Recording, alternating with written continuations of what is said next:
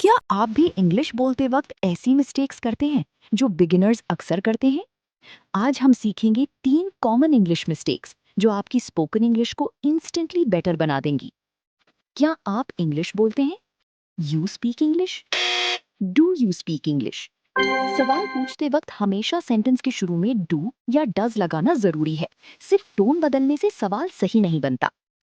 मेरी उम्र 20 साल है। I have 20 years. I am 20 years old या सिर्फ आई एम 20।